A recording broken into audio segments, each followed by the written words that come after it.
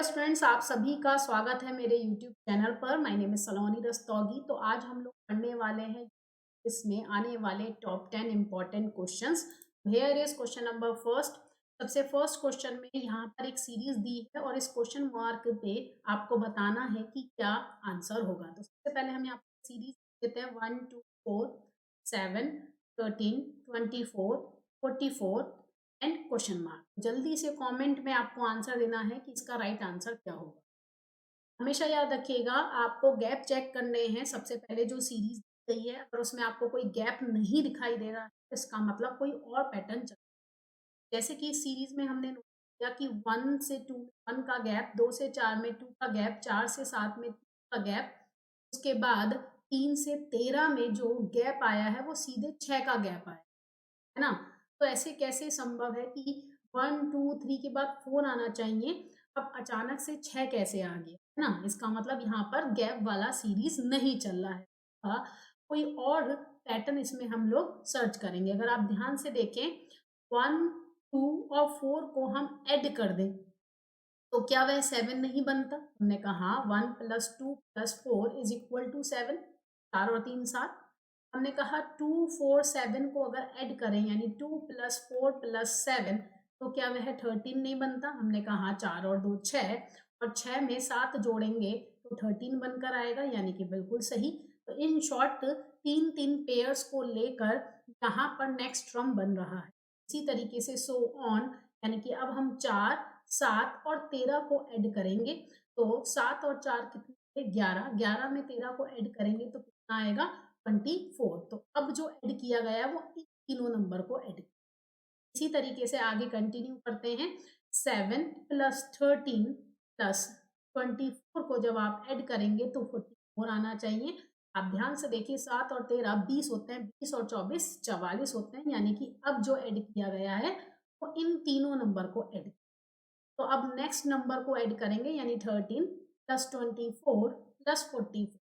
जब हम इन सबको ऐड कर लेंगे तो हमारा आंसर आना चाहिए 80। क्या 81 ऑप्शन में है? हाँ जी, बिल्कुल है। इसका मतलब इसका right option B is a correct answer. Next question की तरफ मूव ऑन होते हैं। क्वेश्चन नंबर सेकंड ये रहा आपके सामने। यहाँ पर हमें एनालॉजी क्लासिफिकेशन, जो कि मोस्ट इंपॉर्टेंट टॉपिक है रीजनिंग में, इस पे आपको आंसर देना है। तो समझ लीजिए इस क्वेश्चन का आंसर कैसे करना होता है। सबसे पहले PTR से लेकर R38 बनाना है और जो भी लॉजिक आप यहाँ लगाएंगे वही सेम लॉजिक IMK में लगना चाहिए। ये ध्यान रखिएगा, लॉजिक सेम होना चाहिए, या अगर उसमें आप एक पैटर्न चला रहे हैं तो वो पैटर्न भी दोनों में एक कॉन्टिन्यूअस यानी लगातार क्रम में चलना चाहिए। तो भाई T आता है 16 पर, R आता है 18 में, यानी कि +2 का गैप है ना। अब नेक्स्ट जो लेटर दिया है वो लेटर ना देकर, अक्षर ना देकर उसने नंबरिंग दी है। तो T20 पर आता है, R18 पर आता है। अगर हम इन दोनों को जोड़ दें तो क्या वह 38 नहीं बनता जी। तो यही इसका एक लॉजिक है और वही लॉजिक आपको यहाँ भी लगाना है। I9 पर आता है, 9 में 2 ऐड करेंगे तो K आता है, और इसी तरीके से M13 पर और K11 पर जब इन दोनों को ऐड करेंगे तो इसका आंसर हो जाएगा 2 और 4 24, यानी K24 is a correct answer. तो B option will be correct. Analogy classification में जो भी आपके रेशो लगे होते हैं उस रेशो में आपको एक लॉजिक सर्च करना होता है और वही लॉजिक आपको नेक्स्ट पूछे गए क्वेश्चन में अप्लाई करना होता है। क्रम ध्यान रखिएगा, यहाँ पर 4th पूछा था इसलिए हमने इस तरह से लॉजिक लगाया। अगर मान लीजिए उसने 3rd वाला जो ग्रुप है वो पूछा होता तो हम लॉजिक उल्टा लगाते। इस बात को थोड़ा सा ध्यान में रखते हुए आपको आंसर देना है। चलिए आगे बढ़ते हैं। क्वेश्चन नंबर 3 को देखिएगा। यहाँ पर उसने कुछ अक्षर दिए, शब्द दिए हैं, है ना। अक्षर नहीं, शब्द दिए हैं, उन्हें आपको अर्थपूर्ण यानी कि मीनिंगफुल सीक्वेंस में बनाना है। ये वाले क्वेश्चन हिंदी वालों कृपया कीजिएगा, क्योंकि कई हिंदी हैं जो कहते हैं हिंदी में या इंग्लिश में आया हुआ है कि हिंदी इंग्लिश सेम दिया जाएगा, ठीक है। तो इसमें कंफ्यूज नहीं होना है आपको। जल्दी से इस क्वेश्चन में देखिएगा, paragraph, sentence, letter, phrase, word. अगर आपको इनके मीनिंग नहीं पता तो आप इसका मीनिंगफुल वर्ड नहीं बना पाए, ठीक है। ध्यान से समझिएगा। लेटर यानी कि अक्षर होता है तो सबसे पहले एक अक्षर आएगा, राइट। उस अक्षर से, सारे अक्षर से मिलकर एक शब्द बनेगा यानी कि वर्ड। 3 के बाद 5 आना चाहिए, ना तो कंफर्म है, ठीक है जी। उसके बाद जब वो अक्षर मिलकर एक सेंटेंस बनाएंगे तो 3 5, अब सेंटेंस से पहले वो फ्रेज बनेगा। आप सोचेंगे मैम सेंटेंस आना चाहिए, फ्रेज मतलब जब वो 2 या 3 शब्दों से मिलकर बनता है, और सेंटेंस यानी उसमें कई सारे शब्द हो सकते हैं। तो 3 5 4 यानी कि पहले अक्षर, उसके बाद शब्द, शब्द से मिलकर बनेगा फ्रेज, फ्रेज से मिलकर बनेगा सेंटेंस, और सेंटेंस से मिलकर बनना चाहिए पैराग्राफ। इसका राइट आंसर होगा ऑप्शन नंबर बी। कृपया करके ऑप्शन से भी आप लोग हेल्प ले सकते हैं। अगर आपने 3 5 को डन कर दिया है तो उसके बाद आप इसमें चेक कर लीजिएगा option number A and B में, वहां पे या तो 1 आएगा या 4 आएगा। 1 आ नहीं सकता क्योंकि पैराग्राफ तो सबसे लास्ट में बनता है, कई सारी लाइन से मिलकर, कई सारे सेंटेंस से मिलकर, है ना। डेफिनेटली 4th आता है यानी फ्रेज आता है।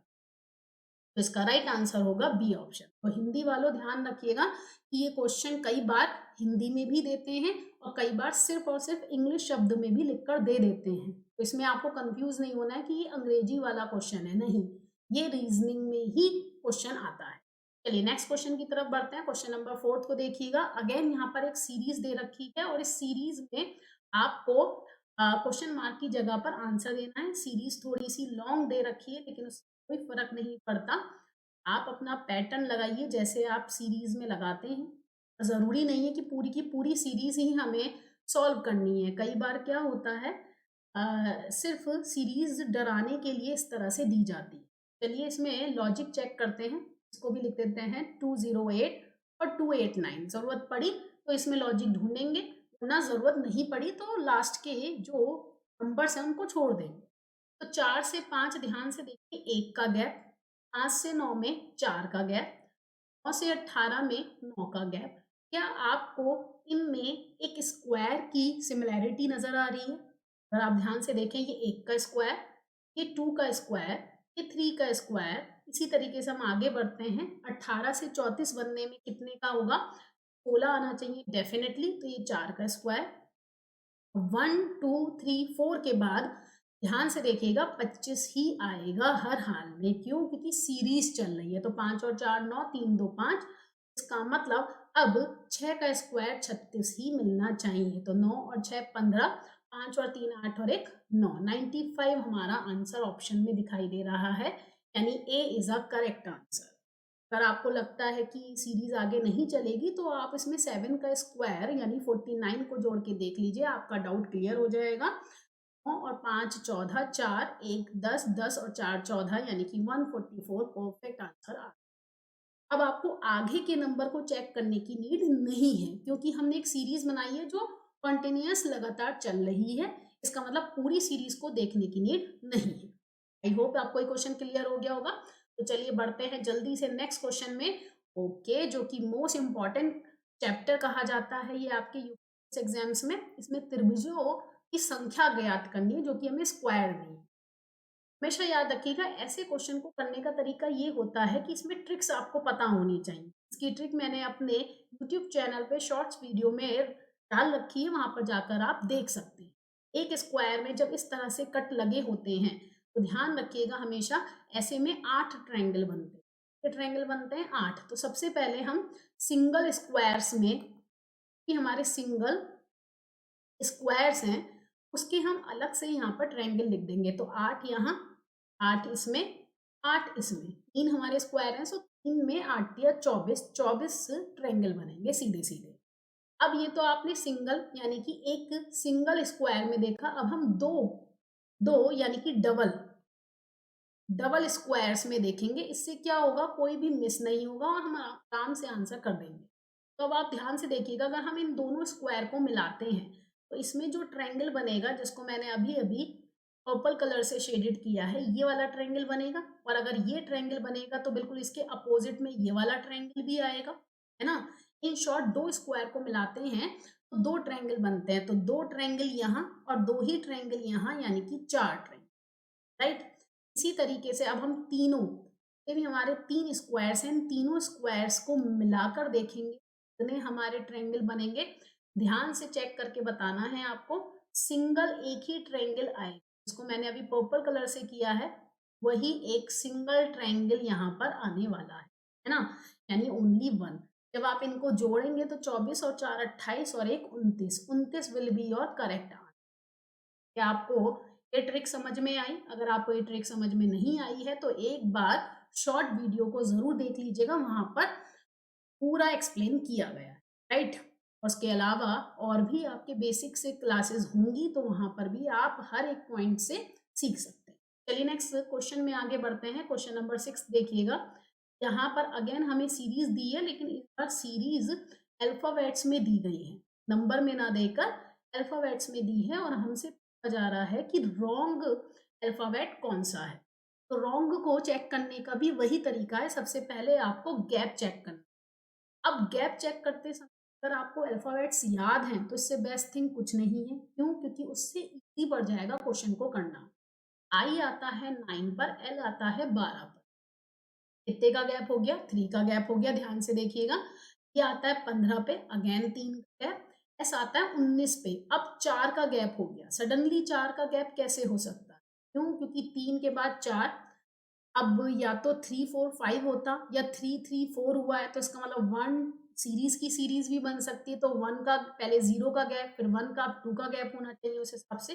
लेट्स सी, यू आता है 21 पर, तो अब कितने का गैप हो गया? 19 से 21 में 2 का गैप हो गया। ऐसे कैसे पॉसिबल है? यानी कि यहाँ पर कुछ गड़बड़ है। क्या गड़बड़ है? कि जो एस एलिमेंट आपको दिखाई दे रहा है, अगर हम इसे एस की जगह पर आर बना दें, एस की जगह पर क्या बना दे? आर बना दे, तो वह 18 पर होगा।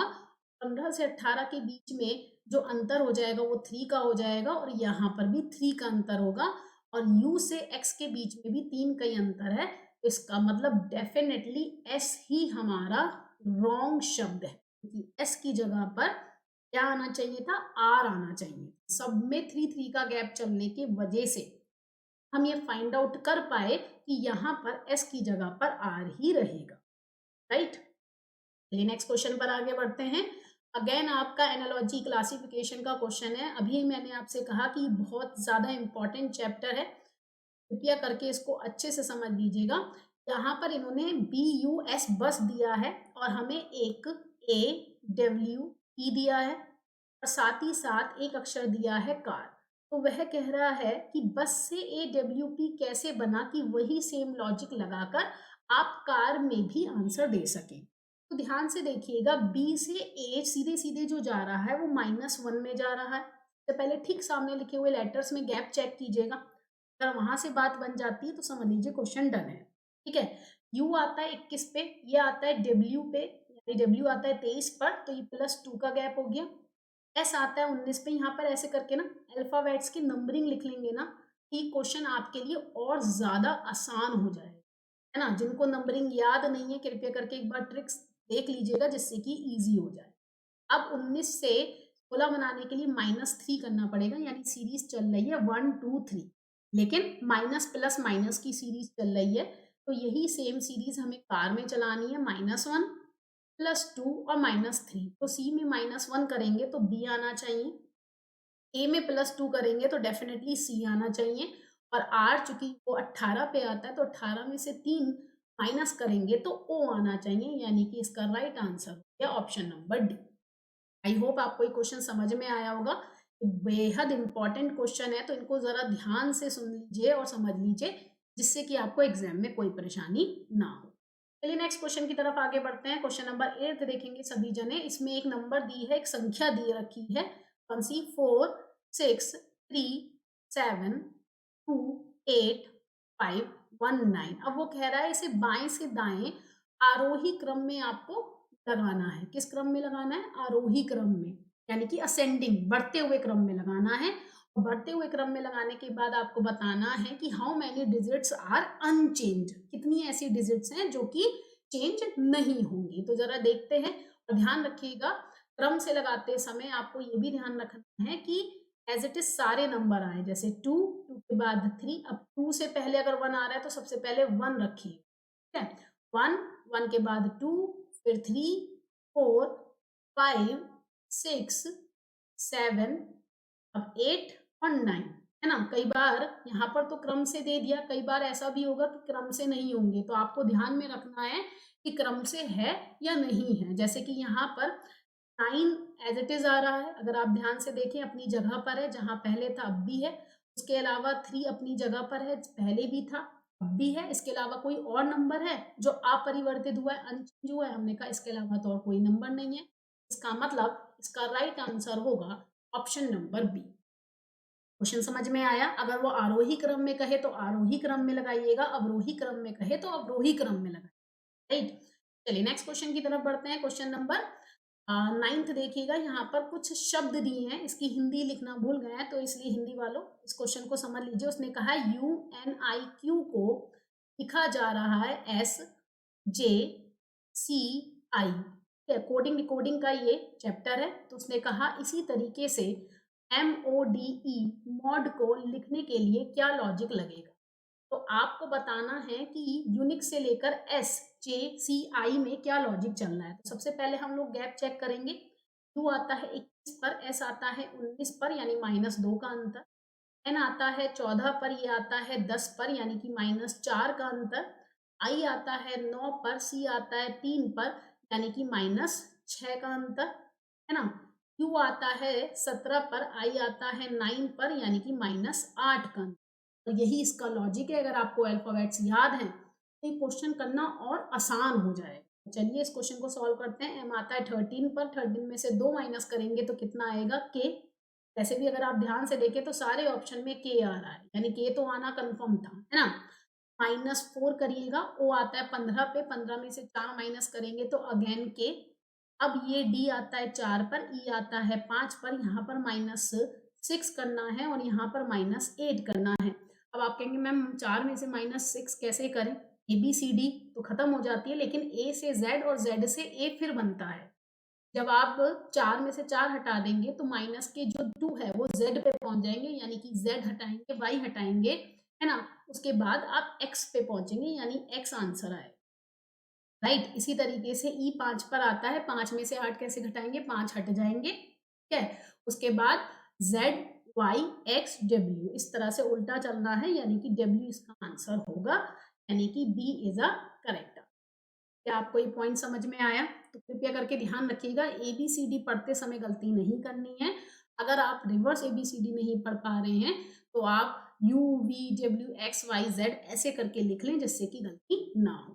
चलिए अपने लास्ट क्वेश्चन की तरफ आगे बढ़ते हैं। हमारा लास्ट क्वेश्चन है 236 को 263 लिखा गया है, तो 768 को क्या लिखा जाएगा? ये भी एनालॉजी क्लासिफिकेशन का क्वेश्चन है, जो कि बेहद आसान है। अगर आप ध्यान से देखें तो फर्स्ट नंबर तो एज इट इज, पर इसने 36 को यानी 36 को उसने 63 करके लिख दिया, यानी कि क्रॉस फॉर्मेट में कर दिया है। तो सेम लॉजिक आप यहाँ लगाएंगे, 7 के सामने 7, 6 और 8 को आप क्रॉस मल्टीपल में कर देंगे तो 786 हमारा करेक्ट आंसर होगा, जो कि बेहद इजी लॉजिक था। लेकिन ध्यान रखना है, जो भी लॉजिक आप दिए गए अरेंजमेंट में लगाएंगे वही सेम लॉजिक आपको पूछे गए अरेंजमेंट में आंसर करना है। आई होप आपको ये वीडियो पसंद आई होगी। आपको ये वीडियो पसंद आई है तो उसको लाइक करना, चैनल को सब्सक्राइब करना ना भूलें, और आप मेरे टेलीग्राम पर भी जुड़ सकते हैं, जहां पर आपको सारी वैकेंसीज के नोटिफिकेशन सेंड किए जाते हैं, जिससे कि आप डायरेक्ट वहां पर नोटिफिकेशन के थ्रू उस जो भी आपके एग्जाम्स निकले उनको फिल कर सके। तो मिलते हैं नेक्स्ट वीडियो में। जय हिंद।